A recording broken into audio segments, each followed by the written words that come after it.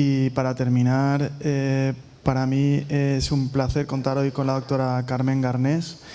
Ella es neuróloga antes que neurofisióloga y os puedo asegurar que eso es un privilegio trabajar con ella también, no solo por lo humano, por el trato humano, sino también por su gran, extensa formación. Ella ahora trabaja como neurofisióloga con nosotros en el Hospital Infantil desde 2019 y ojalá podamos seguir contando con ella mucho tiempo y nos va a ilustrar con su charla. Bueno, muchísimas gracias. Es un honor estar hoy aquí. Muchas gracias, Salva, por su presentación tan cariñosa. También un placer encontrarme con algunas familias que ya nos conocemos y poder formar parte de este elenco, ¿no? de profesionales como Ángel, Teresa, Vicente. Pues bueno, es un honor para mí. Además, la parte que me toca hablar, pues ya lo ha dicho Ángel, es el electroencefalograma. Es la manera que tenemos de ver cómo se relacionan entre sí las neuronas. O sea, somos los ojos, somos un poco el electroencefalograma de cómo se conectan esas neuronas.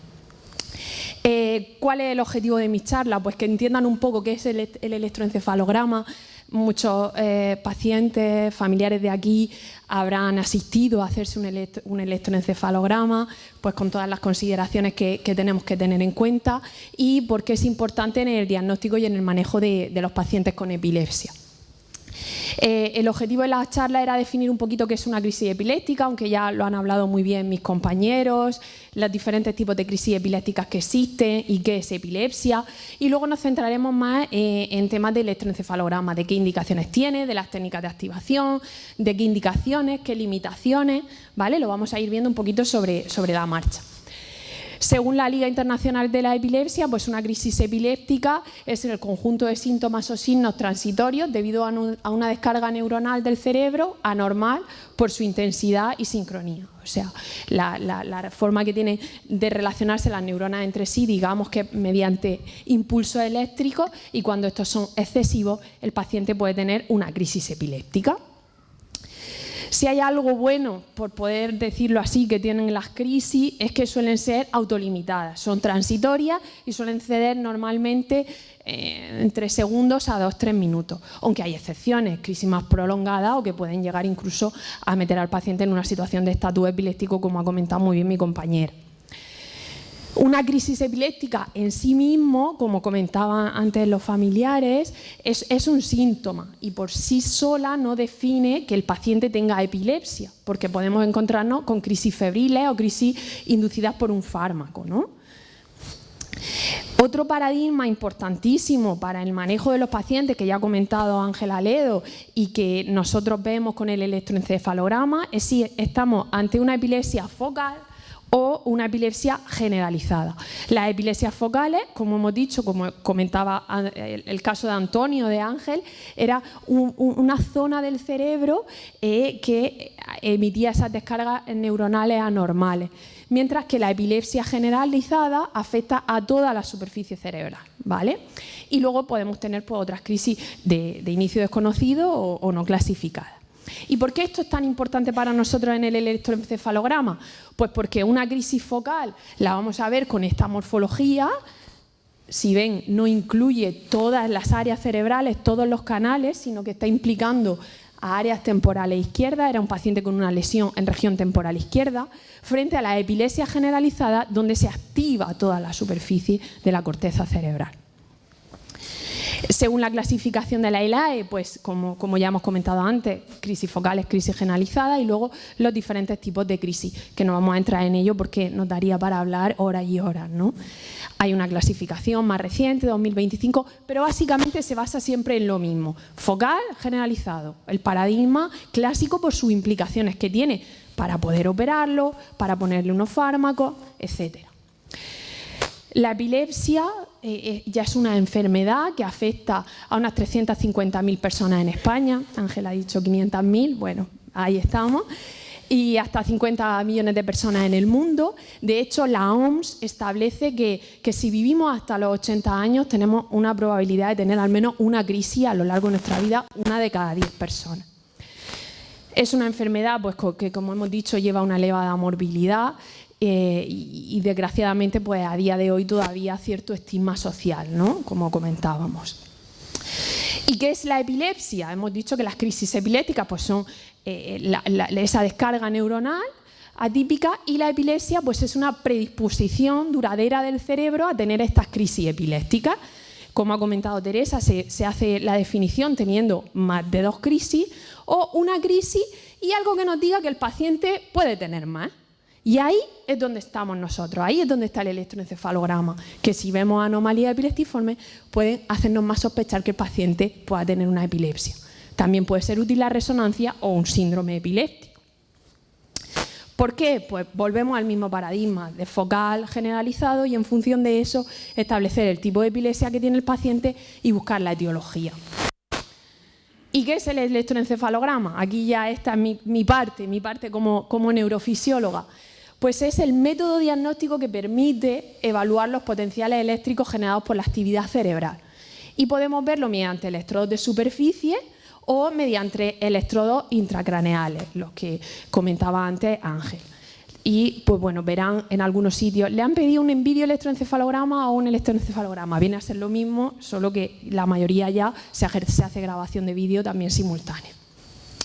Lo bueno que tiene es que es una prueba repetible, accesible, muy económica. Suele ser indolora, aunque es verdad que hay ciertos niños que tienen molestia ahí cuando le rascamos para colocarle los electrodos. Y es el método más útil para el estudio de la epilepsia. ¿Qué indicaciones tiene? Pues como hemos dicho, establecer el riesgo de volver a tener una crisis cuando hemos tenido solo una. Nos puede ayudar a hacer el diagnóstico diferencial con cosas que no son crisis, como comentábamos antes. Clasificar el tipo de crisis, si son más focales o más generalizadas. Cuantificar cuántas crisis está teniendo el paciente. La respuesta al tratamiento, el pronóstico que puede tener un paciente tras la cirugía.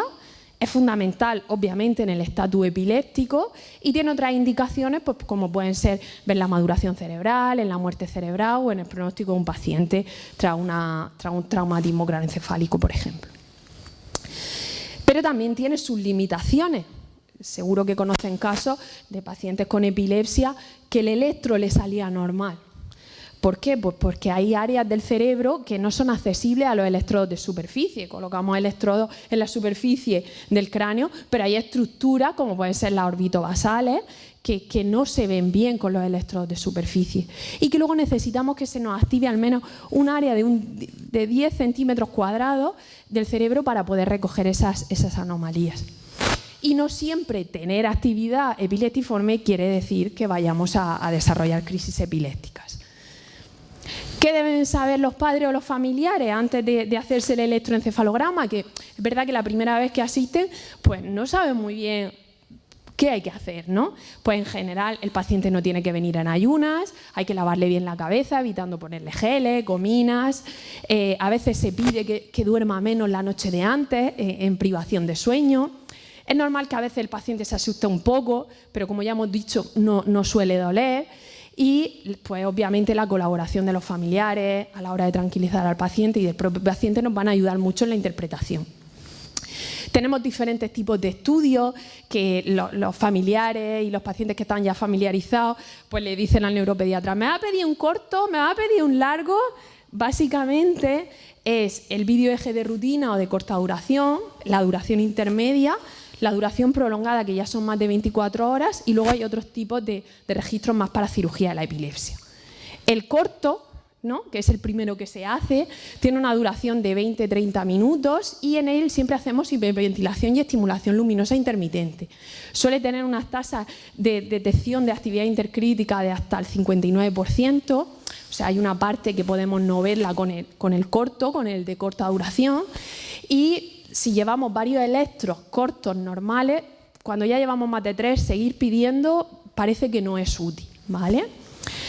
¿Qué indicaciones tiene? Pues las que hemos comentado: confirmar que se trata de crisis epiléptica, confirmar el diagnóstico, es muy útil en el manejo terapéutico, en el manejo de la medicación y ver pues la respuesta al tratamiento del estatus. El vídeo eje de duración intermedia, el que llamamos un poquito más largo, ya incluye sueño. En general se diferencia el EEG de siesta, donde hacemos un poquito de vigilia y 2-3 horas de sueño del paciente, y el video EEG nocturno, que tiene una duración media de 8 horas. ¿Por qué son importantes estos registros más largos? Porque incrementan la sensibilidad diagnóstica hasta en un 80%. Y pues se suelen pedir después de un electro corto, de un electro de corta duración normal. Otro de los problemas que a veces nos plantean los padres, y si no se duerme, ¿podemos darle algo para que se duerma? Es preferible el sueño mejor espontáneo que el inducido por fármacos, porque nos puede dar hallazgos que luego no sepamos interpretar muy bien en el electroencefalograma. Así que preferiblemente sueño espontáneo.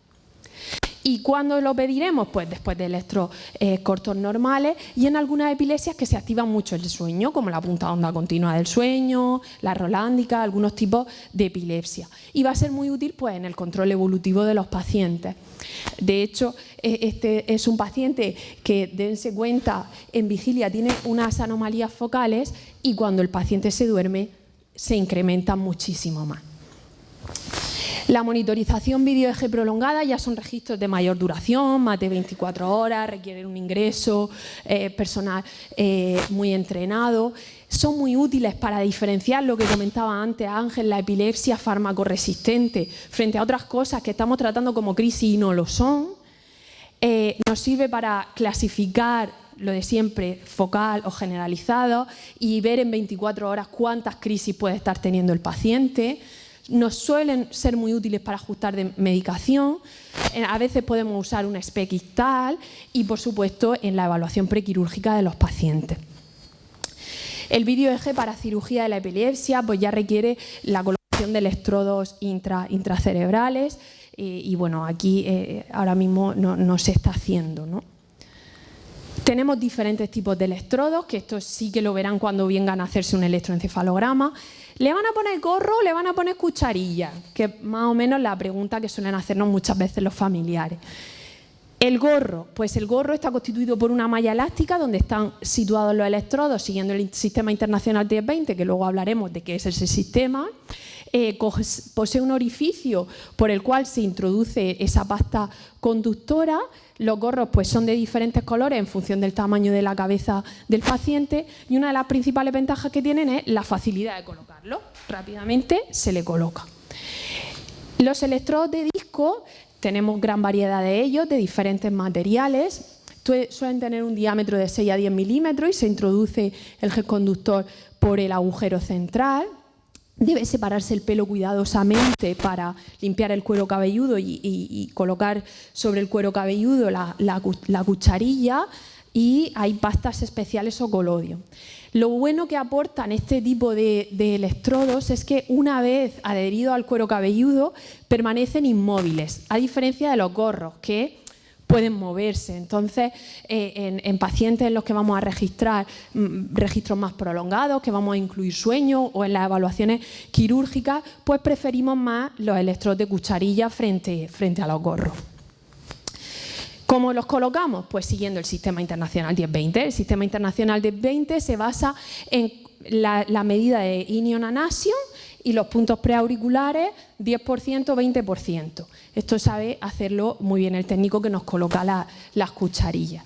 Las letras F, T, P, O indican el lóbulo subyacente, frontal, temporal, parietal, occipital. C es más la región central. Los pares son la derecha y los impares son la izquierda. ¿Y cómo se hace un EEG de rutina, un EEG corto? Pues generalmente requiere la colocación de 21 electrodos. A veces en niños más pequeños podemos poner menos electrodos o pacientes que no nos colaboren. Y normalmente pues el EEG de rutina suele durar pues unos 20-30 minutos. Insistimos mucho, somos muy pesados los neurofisiólogos con el que abra y cierre los ojos, que abra y cierre los ojos, para ver la reactividad cortical a la apertura y cierre de los ojos. La actividad electroencefalográfica se divide siguiendo la letra griega beta, alfa, teta y delta, que lo verán en los informes que hablamos de ese tipo de actividades, pues en función de la frecuencia de estas actividades. Y pues en un adulto pues muestra un rango de frecuencia variado. El eje cambia muchísimo con la edad, nada tiene que ver el electroencefalograma de un neonato que de un paciente de 8 años a un adulto, van cambiando con la edad. Pero si guardan algo en común es que suele conservar cierto gradiente anteroposterior, con amplitudes más rápidas y de baja amplitud en áreas anteriores y más lentas y de mayor amplitud sobre áreas posteriores. ¿Qué técnicas de activación hacemos? Que cuando han venido a hacerse un electroencefalograma lo habrán visto. La hiperventilación, el soplar, la estimulación luminosa intermitente, las luces, puede ser útil la duración de sueño o el sueño y algunas praxias, algunas actividades pues para ver si desencadenamos crisis en el paciente o anomalías. Porque todas estas técnicas de activación lo que hacen es incrementar la excitabilidad cortical. La hiperventilación tiene una duración mínima de 3 minutos. Lo que hacemos son unas 18-24 respiraciones por minuto, hiperventilando. Lo habrán visto cuando se le ha hecho un electro a algún familiar. En general se hace con los ojos cerrados. Es conveniente hacerlo a mitad o al final del registro y siempre grabar al menos un minuto después, porque se producen cambios que nos interesa tener registrados. No es conveniente hacerlo en pacientes con hemorragias intracraneales, con enfermedades cardiopulmonares, hipertensión no controlada o pacientes que no vayan a colaborar, que no puedan hacernos la hiperventilación.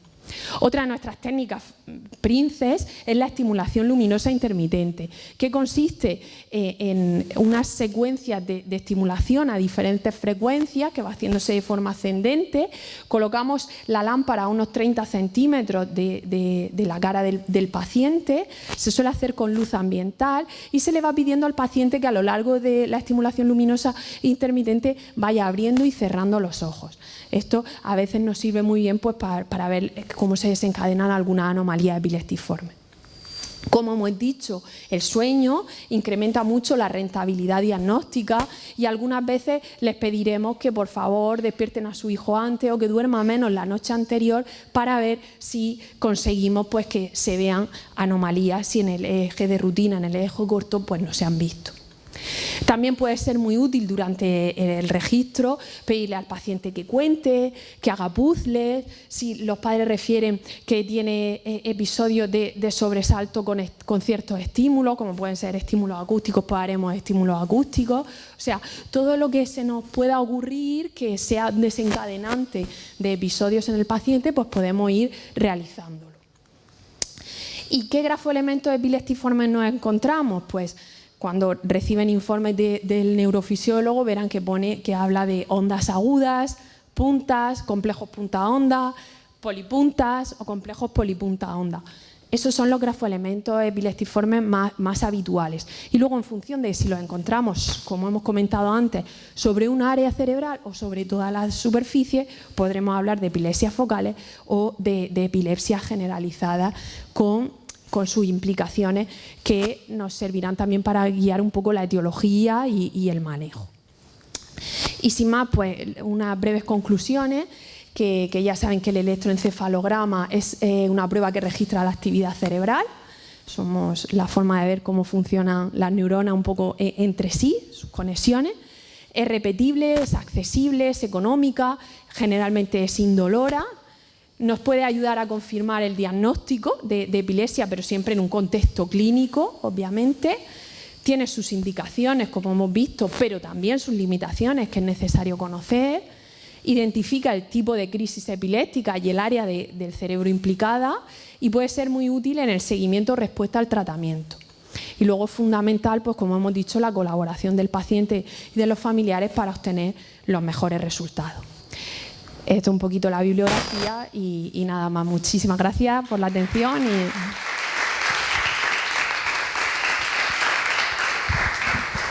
Muchas gracias, Carmen. Antes de que nos echen del ayuntamiento, creo que a lo mejor tenemos tiempo para alguna pregunta.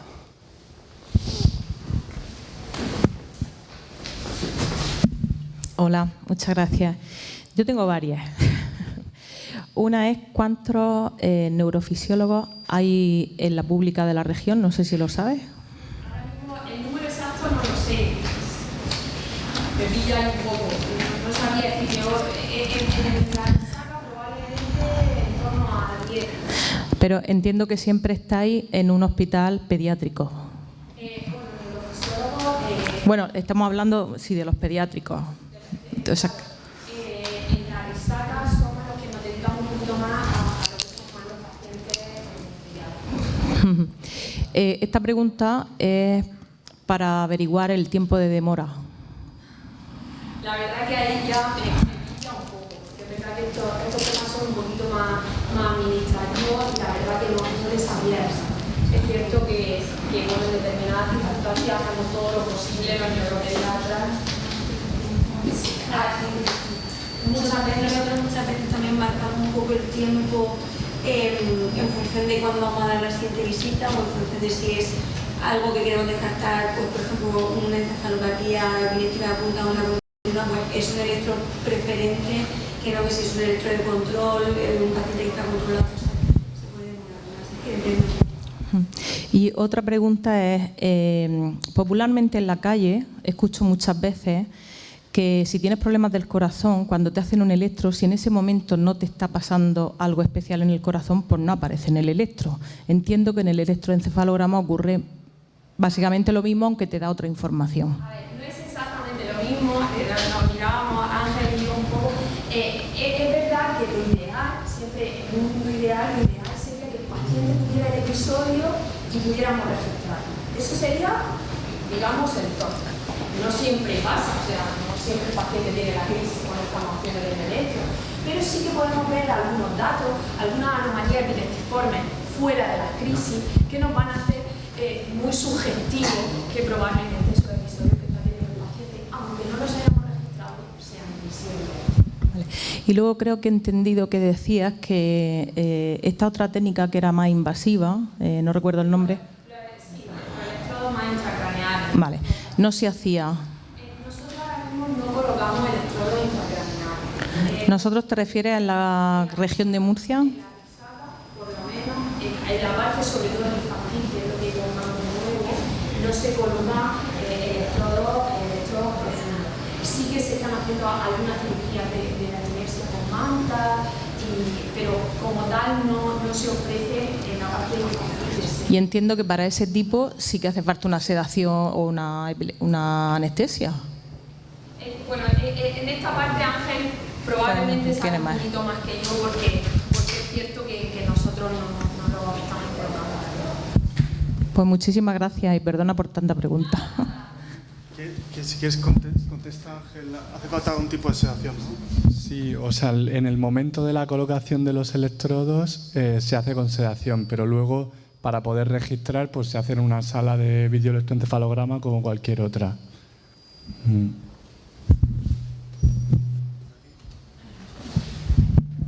Yo quería preguntar, ¿cómo afectan los fármacos en el resultado que aparece en los electroencefalogramas? Dependiendo de qué tipo de fármacos lleve el paciente, pueden, de alguna manera, hay fármacos que nos sobrecargan mucho de actividades rápidas, que nos pueden dificultar de la mejoría, algunas benzodiazepinas, por ejemplo, fármacos que nos pueden enlentecer más el trazado de efecto, y luego, pues, obviamente, el interés que aportan los fármacos antiepilépticos es disminuir la incidencia de anomalías epilépticas, ¿no? Pero no obstante, en un electroencefalograma, a pesar de que el paciente lleve tratamiento, puede verse anomalías.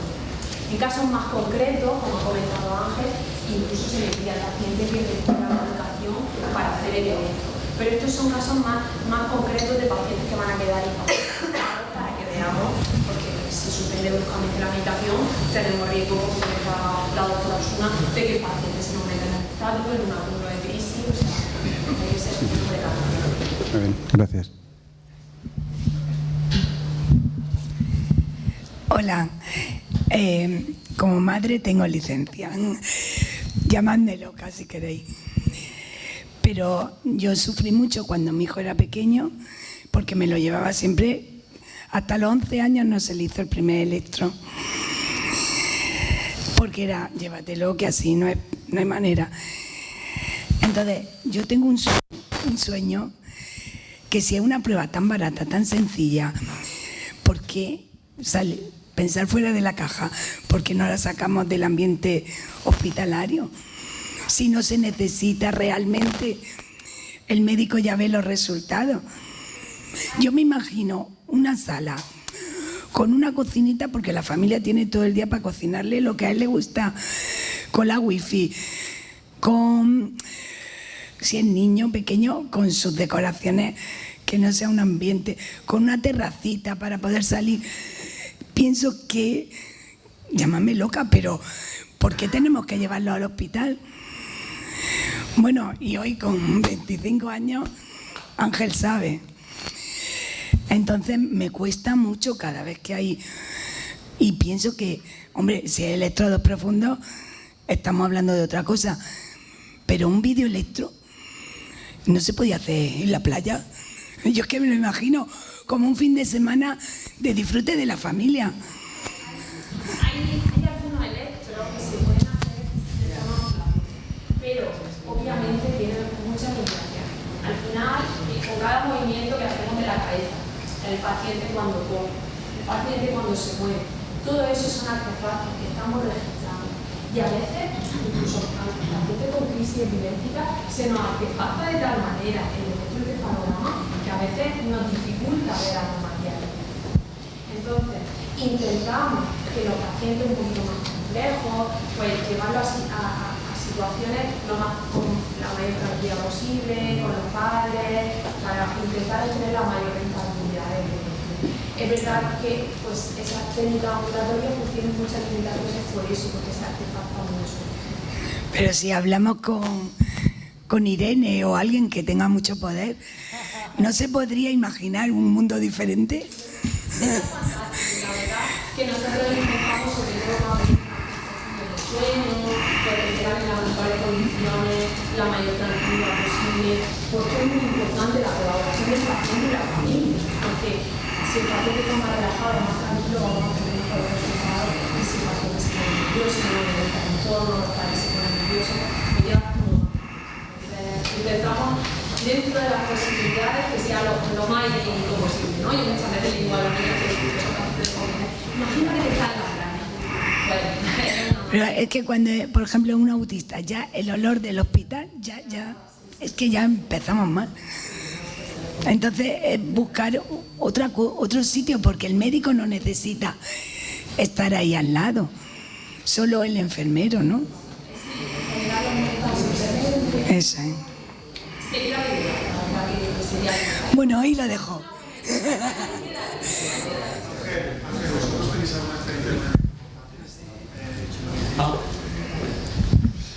O sea, ahí existe el Holter electroencefalográfico, que por ejemplo en el sistema gallego de salud ellos lo usan mucho, pero es un poco lo que decía Carmen, que al final produce muchos artefactos, tú no estás controlando, se despegan los electrodos, no tiene la misma calidad.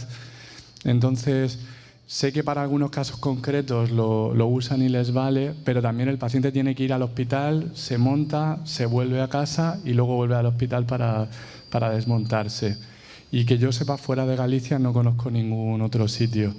Por ejemplo, yo estuve trabajando en Dinamarca un tiempo y allí tienen como una sala para ingresar para video EG con cocinita, o sea, justo lo que tú has descrito lo tienen. Pero claro, los daneses son ricos, o sea, tienen un solo centro de epilepsia para todo el país, todos los casos van ahí, están concentrados todos los fondos en un único centro, lo tienen con electrodos sin cable. Y bueno, pues es verdad que es más cómodo, pero bueno, esto a lo mejor hay que decírselo a los políticos o a quien sea que tenga dinero para traérnoslo. No sé si... Buenas tardes. Bueno, lamentablemente a los 20 años descubrí lo que era un amartoma hipotalámico y sus síntomas del libro. Mi hija tuvo el debut de la epilepsia a los 3 años. No faltamos ni un solo día a la consulta del doctor Casas. Hasta los 17, que yo pensé aquí pasa algo porque tenía mal comportamiento, bajo rendimiento escolar, delgadez extrema, etcétera, que creo que lo conocéis.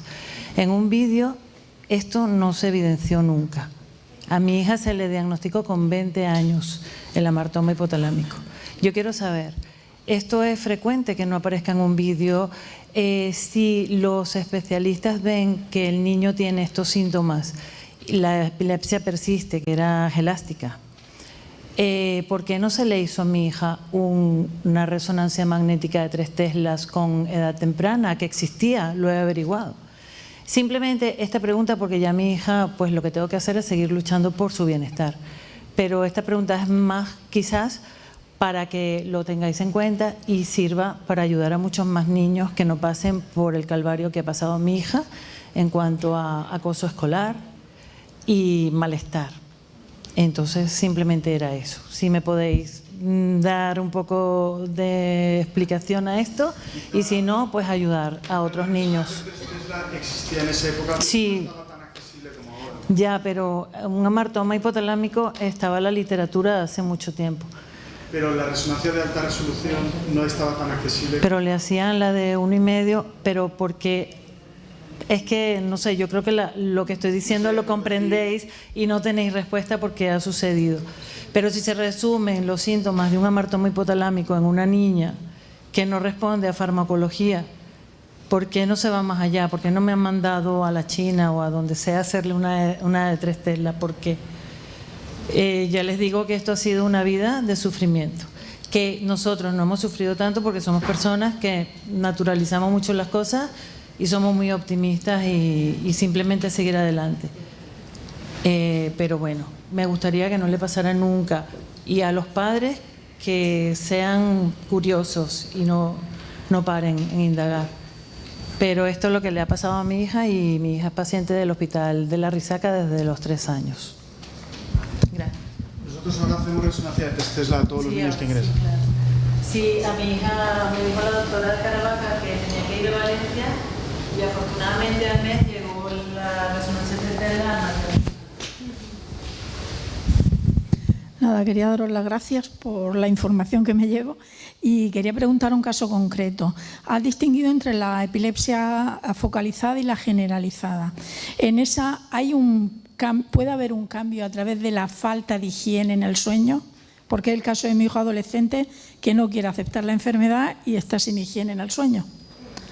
No he comentado, porque bueno, mis compañeros lo habían comentado antes, las crisis focales que empiezan en un área cerebral y acaban extendiéndose a todo el cerebro, ¿no? Lo que se llaman crisis focales con evolución atónico-clónica bilateral. Respecto a la higiene del sueño, quizás mi compañera, la doctora Osuna, pueda hablarle un poquito mejor, pero claro, si es adolescente, es cierto que está en una mala edad, en la que se acuesta mucho más tarde o no se acuesta. Ya la doctora Osuna ha nombrado la importancia que tiene el sueño, entonces, bueno. Y luego pues que, claro, pueden progresar en cuanto, o sea, que el foco sea, que tenga un foco, pero que si no está haciendo una buena higiene de sueño, no se toma la medicación, eso al final, pero claro, el sueño es clave. Sí, y los tóxicos, que si es adolescente también. Ya hemos dicho el poder que tiene el sueño, ¿no? Para facilitar, que hace como un excitador del córtex, ¿no?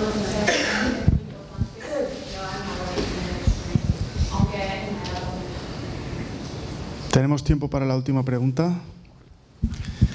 Hola, buenas tardes.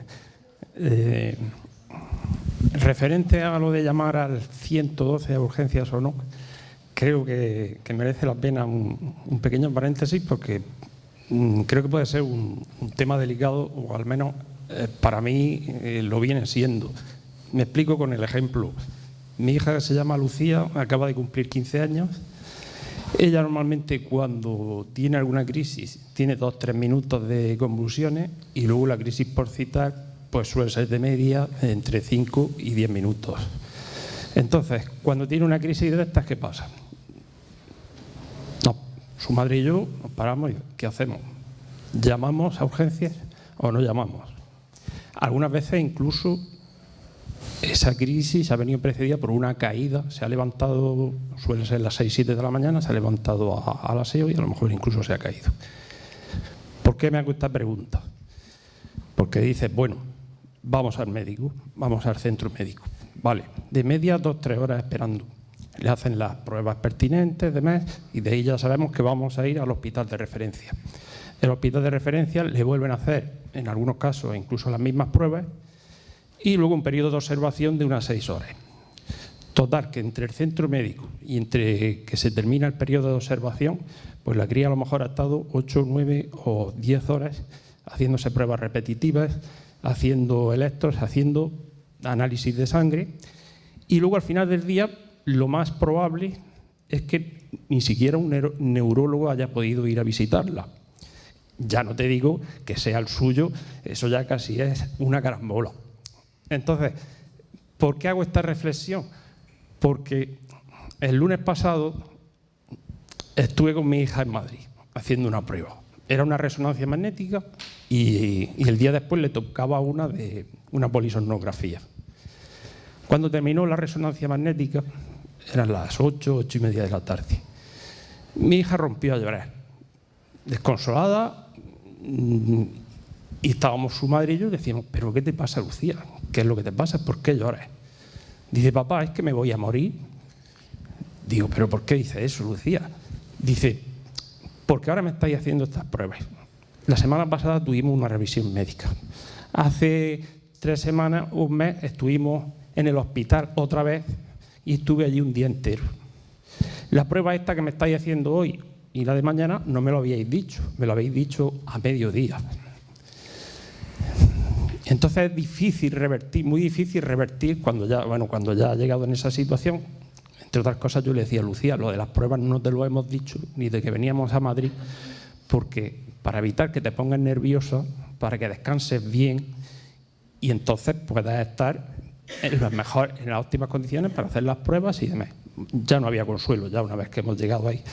Entonces, a lo que yo vengo a referirme con esto es que a veces, por una sobreexposición médica, pues ya entramos en temas delicados, en temas a nivel psicológico, emocional, etcétera, etcétera. Y bueno, simplemente una reflexión en voz alta que seguramente que muchas familias han pasado o están pasando por lo mismo.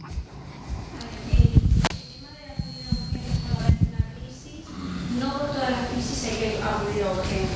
Normalmente, si es un paciente con una epilepsia bien controlada y se descompensa, pues sí, pero si es un paciente que todavía no está del todo bien controlado, si es una crisis que se autolimita en menos de 5 minutos y el periodo postcrítico puede ser de hasta media hora, 40 minutos, que no es la crisis activa. La crisis activa es la inicial, luego se quedan dormidos y hay que dejarlo y ver qué tal se recuperan.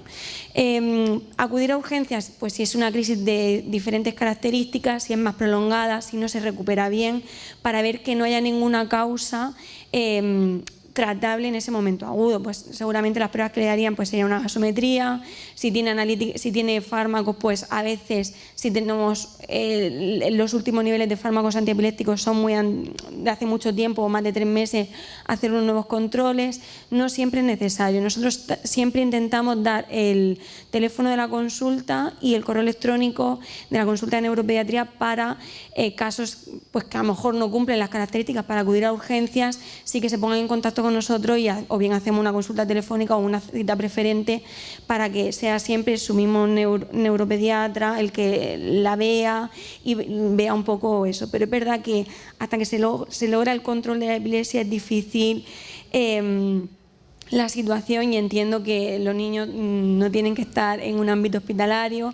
Cuando están en ese ámbito ellos sufren, hacen preguntas, tienen dudas, no saben lo que les pasa. Entonces, bueno, creo que hay que ser muy claro, tanto los padres como los profesionales que los tratamos, para explicarle un poco la situación, que hasta que se controle la epilepsia, si se consigue controlar, que es el objetivo, que es por su bien, y que luego, si todo va bien, nos empezaremos a distanciar, nos veremos cada 6 meses y luego, si todo va muy bien, pues anualmente, ¿vale? Es verdad que a veces también los pediatras somos un poco más paternalistas, citamos mucho, nos cuesta un poco soltar la cuerda. Yo a veces veo cuando los pasamos a los neurólogos de adultos que dan citas más espaciadas y, bueno, es nuestra manera de actuar. Sí.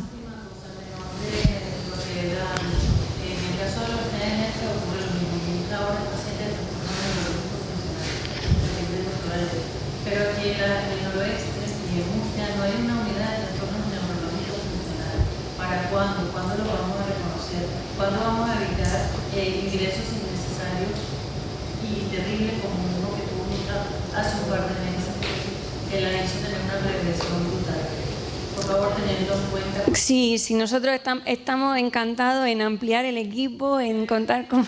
Estamos deseando también nosotros, pero... En el hospital de la Resaca, hasta el último día de ingreso, no supieron que mi hija lo denominaron celulitis. No sabían lo que tenían. Y les digo que desde hace 2 años, en Calvario, gracias que hemos cortado el camino y el tratamiento que lleva mi hija multidisciplinar nos ha costado sangre, sudor y lágrimas. Sí. Pero está mejor. Pero sí que es necesario que hagamos todo movimiento porque sí. Es que hay mucha gente que está sufriendo. Y debo decir que para combatir la neuropediatría. Sí, tenemos que hacer la carta a los Reyes Magos para que haya neuropediatras en todos los hospitales, que no todo también esté centralizado en la Resaca. Así es que hay que estamos todos en lo mismo. Ni neuropsicólogos ni terapeutas ocupacionales, nada. Y menos dedicados a los TN. Estamos gestionando un movimiento por allí. Sí. Porque es que mi hija no es el único paciente, lamentablemente. Sí, lo tendremos en cuenta. Con respecto al sueño, que me han preguntado antes que no me quería, no es solamente las horas de sueño, o sea, no vale que esté 24 horas sin dormir y luego llegue a las 8 de la mañana y se acueste, es el horario de sueño también, no es solamente recuperar las horas de sueño, sino mantener la higiene de sueño y respetar el propio ciclo circadiano, ¿vale? Así que bueno, poco a poco.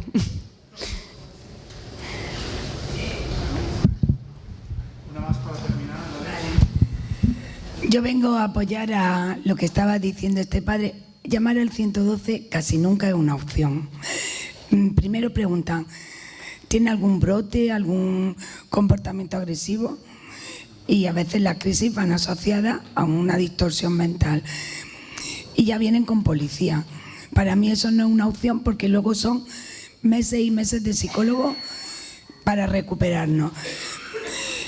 Entonces, las veces que hemos ido al hospital, en cuanto se ha despertado, ha dicho alta voluntaria, dejándose los análisis sin terminar, porque en ese momento lo que necesita es lo más familiar posible, la casa, y si da fuera de casa es irnos a casa. Pero para mí falta una estructura que pueda apoyarnos en esos momentos de crisis. O un día se pone cabezón que no se toma la medicación y sabemos que vamos a una convulsión. Haría falta un teléfono de gente que conozca la epilepsia, que no, porque yo veo las caras de los del 112. A veces saben menos que yo. Con los CNF. Entonces estamos pidiendo un servicio que no es tan caro, pero que esté especializado y que vengan y que sepan que no... O sea, es que súper... Y además, Beatriz, que ahorraría mucho en la sanidad pública. Ahorraría, porque es que no necesitamos un ingreso. Bien, pues muchas gracias a los ponentes, muchas gracias a todos y cada uno de las personas que habéis participado esta tarde en este 7º Congreso Nacional de Epilepsia. Agradecer a los medios de comunicación que han estado aquí cubriendo en directo este congreso. Nos van a permitir también retransmitirlo y sobre todo que estas ponencias podamos compartir ese conocimiento con el resto de personas que lo necesiten. Hemos escuchado reivindicaciones de los papás, de las mamás y de los propios afectados. Creo que lo que yo quiero poner a vuestra disposición es que podamos reivindicar desde GENE esas necesidades a la Administración. Es cierto que los responsables políticos están al inicio, pero también su agenda a veces no les permite quedarse durante todo el foro, pero sí que es importante que lo traslademos. Lo compartía aquí con Salva un momento, es decir, hablar de una unidad de referencia a trastornos epilépticos funcionales, que tengamos conocimiento, y corrígeme Ángel, ese pilotaje a nivel nacional lo está haciendo un equipo de referencia que coordina el doctor Ángel, pero yo ya aprovecho para invitarte a ti o a alguien de tu equipo para que en el próximo congreso podamos compartir esa experiencia, veamos de qué estamos hablando, es decir, porque al final estamos hablando de recursos económicos, pero está claro que esa intervención multidisciplinar está contribuyendo a mejorar la calidad de vida de manera especial del paciente con epilepsia, y podemos también trabajar con nuestros profesionales en ver cómo podemos implementar también algún tipo de recurso en Murcia y en otros lugares, ¿no? Porque el apoyo de la Federación Española de Epilepsia, de FEDE, hoy os decía que Elvira está en Argentina, pero también Elvira, y hoy tenemos el placer de contar en la Junta Directiva de la Federación con Encarna Bañón, pues podemos transmitir también y lograr que esas reivindicaciones no solo lleguen aquí en nuestra comunidad, sino también en el contexto nacional, apoyando por otras federaciones como puede ser la Federación Española de Enfermedades Raras, FEDER. Y permitirme también un agradecimiento especial, ya para finalizar, de una persona que ahora mismo la veo aquí justo detrás, al final. Sabéis que lo he dicho en el acto inaugural, el Ayuntamiento de Molina es especial porque colabora siempre con las personas con enfermedades raras. Pero para que eso sea posible hace falta que haya técnicos con una vocación especial, con un compromiso especial, y hoy pues tenemos aquí la oportunidad y yo quiero agradecérselo porque también son muchos los errores que cometemos de forma sencilla, emotiva, por parte del movimiento asociativo, sobre todo cuando organizamos congresos de este tipo, sin secretarías técnicas que nos respalden, sino con nuestro equipo técnico que tiene que abandonar el trabajo que viene desarrollando diariamente para poner su granito de arena y sacar este tipo de acciones formativas que para nosotros son muy importantes, pero que contar con personas como Teresa, como Lázaro, dentro del equipo profesional de Molina, te lo hacen realmente fácil, así que yo les pediría un fuerte aplauso para Teresa por esa fuerza. Y perdónanos siempre cualquier error que cometamos de forma sencilla. El equipo técnico también quería compartir el detalle que hemos tenido con los ponentes, pues queríamos también entregárselo a nuestra Teresa, así que le vamos a pedir que nos acompañe aquí y se lo vamos a hacer entrega. Y bueno, y además, ahora que no nos escucha nadie, pues ayer cumplía años y eso es bueno, está muy joven, no digo cuántos, pero... Lo puedes decir, lo puedes decir. No, muchísimas gracias de corazón y te lo van a hacer. Bueno, y el corazón de este grupo de Genes Epilepsia lo recuerdo como si fuera el primer día. Recuerdo un día en donde familiares contactaron con nosotros, pero a través de Salva decía, oye, hay un grupo importante de familias con epilepsia, ¿por qué no crear desde Genes este grupo de epilepsia y trabajar también con las epilepsias raras? Empezó ese camino en el año 2018 y bueno, pues vamos sumando. Hoy veo que hay familias con mucha fuerza, familias que nos acompañan no solo de la región, sino de Petrer, de Elda, de otros municipios. Pues gracias a todos y sobre todo a aquellas personas que están online. Pues ese motor y ese corazón es nuestro Salva, al que le agradecemos siempre, y yo pediría un fuerte aplauso y este pequeño detalle para él. Y ya no hay más agradecimientos, pero permitidme, y este sí que os prometo que es el final. Si antes os decía que en Molina de Segura tenemos esa fortaleza, pues yo quiero presumir de corazón del equipo técnico que tiene de Genes, y le voy a pedir aquí a Eva, a Encarna y a Isa, que están aquí con nosotros, junto con nuestros voluntarios, con Juan y compañía, que vengan aquí, que les demos ese fuerte aplauso, porque son... Chiques, Eva, Encarna, Eva no le gustan las fotos, pero que venga aquí. Ellos son los que se lo ocurran y lo hacen posible, ¿vale? Y nosotros estamos ahí. Así que una foto aquí, Salva, ponte con nosotros. Y ya os he pedido la foto aquí de familia todos juntos. Bueno, sí, como el super ratón, sí hay uno más, Lo he dicho, pero también un fuerte aplauso para UCB, que está siempre a nuestro lado y que también tiene nuevos tratamientos y nuevas alternativas terapéuticas para los pacientes con epilepsia. Así que muchas gracias.